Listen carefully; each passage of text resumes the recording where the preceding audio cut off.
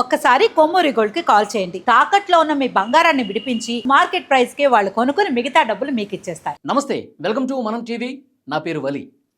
Iran, Israel, America ఈ వారు ఎంత తీవ్రంగా జరుగుతుందో మనకి ఇప్పుడు మీడియాలో వస్తున్నటువంటి ఆ దృశ్యాలు చూస్తుంటే, అక్కడి నుంచి ఇంటర్నేషనల్ మీడియాలో చూపిస్తున్నటువంటి కొన్ని దృశ్యాలు చూస్తుంటే భయం కలుపుతుంది.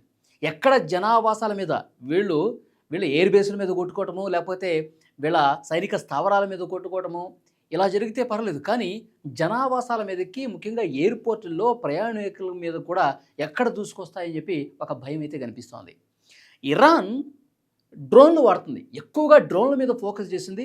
విపరీతంగా వందల కొద్ది డ్రోన్లు ఇటు గల్ఫ్ కంట్రీస్, అమెరికా ఎయిర్ బేస్ల మీద, అలాగే ఇజ్రాయెల్ మీద దూసుకెళ్తున్నాయి. డ్రోన్లు, క్షిపణులు వాడుతూ ఎక్కువగా డ్రోన్ల మీద ఎక్కువ ఫోకస్ చేసింది.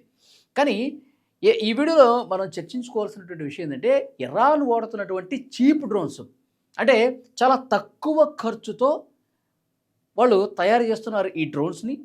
కానీ దీని ప్రభావం మాత్రం కోలుకోలేని విధంగా ఉంది. అలాంటి దెబ్బ కొడుతున్నాయి వీళ్ళు. ఇక్కడ చూడండి, షాహిద్ డ్రోన్లు అని చెప్పి వాళ్ళు తయారు చేశారు. ఈ షాహిద్ డ్రోన్లు చాలా చీప్ డ్రోన్స్, కానీ చాలా ఎఫెక్టివ్గా పనిచేస్తాయి. అంటే ఇవి సూసైడ్ బాంబర్స్లా పనిచేస్తున్నాయి ఇరాన్ వదులుతున్నటువంటి డ్రోన్స్. వీళ్ళు గాల్లోకి వెళ్ళిపోయి లక్ష్యాన్ని నిర్దేశించుకున్న తర్వాత, ఫర్ ఎగ్జాంపుల్ సౌదీ అరేబియాలో ఒక అమెరికా ఎయిర్ బేస్ మీదకి అది ఇట్లా డ్రాప్ అవుతున్నప్పుడు దాని టార్గెట్ ఫిక్స్ చేసుకొని డ్రాప్ అయ్యే సమయంలో ఏమవుతుందంటే, తనను తాను పేల్చుకొని ఒక అగ్నిగోళంలా తయారైపోయి దాని మీద పడుతుంది, ఎయిర్ బేస్ మీద పడుతుంది. అక్కడ మొత్తం కూడా అంటించేస్తుంది, ఒక బాంబు పడినట్టే ఉంటుంది అనమాట. అంటే ఇదేమో డ్రోను వెళ్ళిన తర్వాత ఒక్కసారి దానికి అది మంటంటించుకొని ఒక సూసైడ్ బాంబర్ లాగా మారిపోయి ఒక్కసారిగా ఎయిర్ బేస్ల మీద పడి విపరీతమైనటువంటి నష్టం కలిగేస్తుంది. కానీ దీన్ని తయారు చేయడానికి, షాహిద్ డ్రోన్లు తయారు చేయడానికి జస్ట్ 16 లక్షలండి. ఇరాన్కి చాలా తక్కువ ఖర్చుతో డ్రోన్లు తయారు చేస్తుంది. 16 లక్షలు అంటే వాళ్ళకి చాలా తక్కువ. 16 లక్షలు ఒక్కొక్క డ్రోను. కొన్ని వందలు వేలు డ్రోన్లన్నీ కూడా ఇప్పుడు అన్నిటి మీదకి వదులుతున్నాయి. వాళ్ళు ఎక్కువ డ్రోన్స్ మీద కాన్సన్ట్రేట్ చేస్తున్నారు, ఎందుకంటే చాలా తక్కువతో అయిపోతున్నది. కానీ నష్టం మాత్రం అమెరికాకి, ఇజ్రాయెల్కి, గల్ఫ్ దేశాలకి ఎక్కువ కలుగజేస్తుంది. ఇక్కడ ఇప్పుడు ఈ గల్ఫ్ కంట్రీస్ కావచ్చు, అమెరికా కావచ్చు, ఇజ్రాయెల్ కావచ్చు, ఈ డ్రోన్స్ని అడ్డుకోవడానికి క్షిపణులు వదులుతున్నారు వీళ్ళు. ఆ డ్రోన్ని అది మంట అంటించుకొని వచ్చి కింద పడే లోపు గాల్లోనే పేల్చేయాలి కదా వీళ్ళు. సో ఆ పేల్చడానికి వీళ్ళు యాంటీ మిసైల్ వ్యవస్థను పడుతున్నారంటే క్షిపణులు వదులుతున్నారు వాటిని పేల్చడానికి. ఆ క్షిపణుల్ని కోట్ల రూపాయలు ఖర్చు అవుతుందండి. కొన్ని కోట్లు పెట్టి ఖర్చు పెడుతున్నారు. ఇప్పుడు ఆ భయం పట్టుంది వాళ్ళకి. ఆర్థికంగా పెను నష్టం. ఇటు అమెరికా కావచ్చు, ఇజ్రాయెల్ కావచ్చు, గల్ఫ్ కంట్రీసు ఈ డ్రోన్లని ఆపటానికి, వాటిని గాల్లో పేల్చడానికి కోట్ల రూపాయలు ఖర్చు పెడతా ఉన్నారు.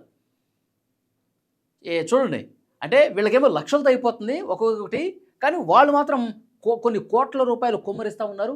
ఆర్థికంగా పెను భారంగా మిగిలే పరిస్థితి కనిపిస్తుంది. ఇక్కడ మీకు చెప్తాను చూడండి, స్టాండర్డ్ మిసైల్, తర్వాత ప్యాట్రియట్ మిసైల్స్ అనమాట. ఈ స్టాండర్డ్ ఏమో 16 కోట్లండి ఒక్కొక్క డ్రోన్ని పేల్చడానికి. ఇజ్రాయెల్ కానీ, అమెరికా కానీ ఈ స్టాండర్డ్ మోడల్ క్షిపణిని గాలిలోకి వదిలితే దాని తయారీ ఖర్చు 16 కోట్ల రూపాయలు లిటరల్గా. చూడండి, అది 16 లక్షలు ఎక్కడ ఇరాన్ వాళ్ళది, వీళ్ళ స్టాండర్డ్ 16 కోట్ల రూపాయలు.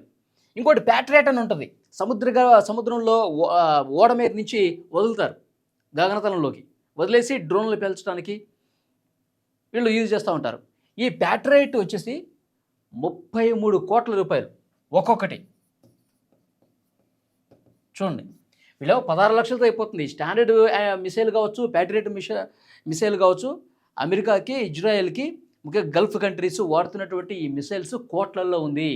అంటే ఈ యుద్ధం ముగిసేలోపు వేల కోట్ల రూపాయల నష్టం వీళ్ళకి జరిగే అవకాశం ఉంది, అమెరికాకి, ఇజ్రాయెల్కి, గల్ఫ్ కంట్రీస్కి. కానీ వీళ్ళు 100 కోట్లతోనే అయిపోతారు. అంటే వాళ్ళకి జరిగే నష్టం వాళ్ళకి జరుగుతుంది, ఎందుకంటే వాళ్ళు చాలా భవనాలను పేల్చేస్తూ ఉన్నారు, తర్వాత వాళ్ళ సైనిక స్థావరాలను కూల్చేస్తూ ఉన్నారు, ఎయిర్ బేస్ల మీద కూల్చేస్తూ ఉన్నారు, తర్వాత ప్రభుత్వ కార్యాలయాలు ధ్వంసం చేస్తూ ఉన్నారు, పాలకులు ఎక్కడైతే ఉంటారో మెయిన్ అధికార యంత్రాంగం, సైనిక స్థావరాలు ఏవైతే వాటన్నింటినీ పేల్చేస్తూ ఉన్నారు. ఇప్పటివరకు పెద్ద నష్టం జరిగింది. దాదాపు 1000 మంది వరకు 1000 మంది వరకు చనిపోయారు ఇరాన్లో. ఒక పెను విపత్తే జరిగింది ఇజ్రాయెల్ తర్వాత అమెరికా కలిసి చేసినటువంటి దాడిలో. అయితే ఖమేనీ చనిపోయిన తర్వాత వీళ్ళు డ్రోన్ల మీద ఫోకస్ పెట్టి డ్రోన్లు అదే పనిలో ఉన్నారు. ఇంకా గంటకు ఒక 5-6 డ్రోన్లు వదిలేస్తూ ఉన్నారు. అంటే రోజుకి ఒక 100కు పైగా డ్రోన్లు అనేవి వెళ్ళిపోతామని ఎక్కడికక్కడ పేల్చేస్తూ ఉన్నటువంటి పరిస్థితి ఉంది. కాబట్టి వీళ్ళకి ఒక్కొక్క డ్రోన్కి లక్షలు ఖర్చు అవుతున్నాయి. అంటే తర్వాత వీళ్ళు మాత్రం కోట్లు ఖర్చు పెడతా ఉన్నారు. ఆర్థికంగా పెనుభారం మిగిలే అవకాశం ఉంది. ఈ ఇరాన్ కొడుతున్నటువంటి ఈ దెబ్బకి ఆర్థికంగా తట్టుకోవడం వీళ్ళకి కష్టమవుతున్నటువంటి పరిస్థితి ఉంది.